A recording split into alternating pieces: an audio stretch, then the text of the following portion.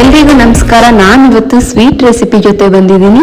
ಇವತ್ತಿನ recipe carrot halwa ಆಗಿರುತ್ತೆ. Carrot halwa ಮಾಡೋದಕ್ಕೆ ಮೊದಲು ತುಪ್ಪದಲ್ಲಿ ದ್ರಾಕ್ಷಿ ಮತ್ತೆ ಗೋಡಂಬಿನ ಹುರಿದಿಟ್ಕೊಳ್ಳೋಣ. ಸೊ ಇದು ಗೋಲ್ಡನ್ ಕಲರ್ ಆಗೋವರೆಗೆ ಚೆನ್ನಾಗಿ ಫ್ರೈ ಮಾಡ್ಕೊಳ್ಳೋಣ. ಫ್ರೈ ಆದ್ಮೇಲೆ ಇದನ್ನ ಸಪ್ರೇಟ್ ಎತ್ತಿ ಇಡೋಣ. ಸೊ ನೋಡ್ತಾ ಇದ್ದೀರಲ್ಲ, ಈ ತರ ಫ್ರೈ ಮಾಡ್ಕೋಬೇಕು. ಈ ತರ ಫ್ರೈ ಆದ್ಮೇಲೆ ಇದನ್ನ ಸಪ್ರೇಟ್ ಎತ್ತಿಟ್ಟು ಅದೇ ತುಪ್ಪದಲ್ಲಿ ಕ್ಯಾರೆಟ್ನ ಹಾಕಿ ಫ್ರೈ ಮಾಡೋಣ.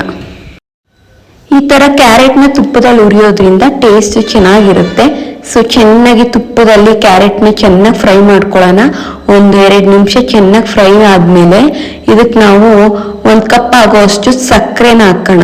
ಸೊ ಸ್ವೀಟ್ ಅಂಶ ನೋಡ್ಕೊಂಡು ನೀವು ಶುಗರ್ನ ಹಾಕೋಬಹುದು. ನಿಮ್ಗೆ ಏನಾದ್ರು ಜಾಸ್ತಿ ಬೇಕಿದ್ರೆ ಜಾಸ್ತಿ ಹಾಕೋಬಹುದು. ಸ್ವಲ್ಪ ಸ್ವೀಟ್ ಕಮ್ಮಿ ಬೇಕು ಅಂದ್ರೆ ಕಮ್ಮಿ ಹಾಕೋಬಹುದು. ಸೊ ನೀವು ನೋಡ್ತಾ ಇದ್ದೀರಲ್ಲ, ನಾನು ಇಲ್ಲಿ 1 ಕಪ್ ಆಗೋಷ್ಟು ಸಕ್ಕರೆನ ಹಾಕಿದ್ದೀನಿ. ಸಕ್ಕರೆ ಹಾಕಿದ್ಮೇಲೆ ಅದರ ಪಾಕ ಎಲ್ಲ ಬಿಡ್ತಾ ಇರುತ್ತೆ. ಸೊ ಅವಾಗ ಇನ್ನೂ ಟೇಸ್ಟ್ ಚೆನ್ನಾಗಿರುತ್ತೆ, ಚೆನ್ನಾಗಿ ಸ್ವೀಟ್ ಎಲ್ಲ ಹಿಡ್ದಿರುತ್ತೆ ಕ್ಯಾರೆಟ್ಗೆ. ಸೊ ಈ ತರ ಫ್ರೈ ಮಾಡ್ಕೋಬೇಕು ಚೆನ್ನಾಗಿ. ಈ ತರ 1 ನಿಮಿಷ ನಾವು ಬೇಯಿಸಾದ್ಮೇಲೆ ಇದಕ್ಕೆ ನಾನು 1 ಲೋಟ ಆಗೋಷ್ಟು ಹಾಲು ಹಾಕ್ತಾ ಇದ್ದೀನಿ. ಕ್ಯಾರೆಟ್ ಹಲ್ವಾಗೆ ಹಾಲಲ್ಲೇ ಮಾಡಬೇಕು. ಸೊ ಅದಕ್ಕೋಸ್ಕರ ನಾನು ನೀರೇನು ಹಾಕ್ತಾ ಇಲ್ಲ. ನೀರು ಹಾಕೋದ್ರಿಂದ ಟೇಸ್ಟ್ ಕೂಡ ಚೆನ್ನಾಗಿರೋದಿಲ್ಲ. ಹಾಲಲ್ಲಿ ಟೇಸ್ಟ್ ಚೆನ್ನಾಗಿ ಬರುತ್ತೆ. ಅದಕ್ಕೋಸ್ಕರ 1 ಲೋಟ ಆಗೋಷ್ಟು ಹಾಲು ಹಾಕಿದ್ದೀನಿ. ಸೊ ಇಷ್ಟಾದ್ರೆ ಸಾಕು. ಹಾಲಲ್ಲೇ ಇದು ಚೆನ್ನಾಗಿ ಬೇಯಬೇಕು.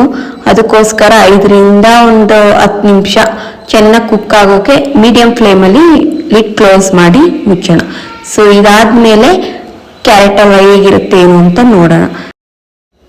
ಈಗ ಕ್ಯಾರೆಟ್ ಹಲ್ವಾ ರೆಡಿ ಆಗಿದೆ. ಲಿಡ್ ಓಪನ್ ಮಾಡಿ ನೋಡೋಣ ಯಾವ ರೀತಿ ಬಂದಿದೆ ಅಂತ.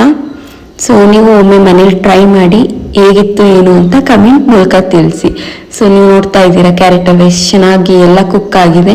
ಸೊ ಈ ತರ ಆದ್ಮೇಲೆ ಲಾಸ್ಟಿಗೆ ನಾವು ಇದಕ್ಕೆ ಏನು ದ್ರಾಕ್ಷಿ ಗೋಡಂಬಿ ಹುರಿದಿಟ್ಟಿದ್ವಲ್ಲ ಅದನ್ನ ಹಾಕೋಣ ಅಷ್ಟೇ. ನೀವು ಬೇಕಾದ್ರೆ ಇದಕ್ಕೆ ಬಾದಾಮ್ ಸಹ ಹಾಕೋಬಹುದು. ಬಾದಾಮ್ನು ಸಹ ಹುರಿದು ಇದಕ್ಕೆ ಹಾಕೋದ್ರಿಂದ ಟೇಸ್ಟ್ ಚೆನ್ನಾಗಿರುತ್ತೆ, ಡ್ರೈ ಫ್ರೂಟ್ಸ್ ಎಲ್ಲ ಹಾಕೋದ್ರಿಂದ. ಸೊ ಇದಿಷ್ಟು ಹಾಕಿದ್ಮೇಲೆ ಕ್ಯಾರೆಟ್ ಹಲ್ವಾ ರೆಡಿ ಆಯ್ತು.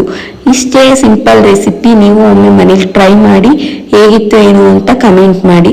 ಹಾಗೆ ನನ್ನ ಚಾನಲ್ನ ಸಬ್ಸ್ಕ್ರೈಬ್ ಮಾಡಿ, ಲೈಕ್ ಮಾಡಿ, ಶೇರ್ ಮಾಡಿ. Thank you.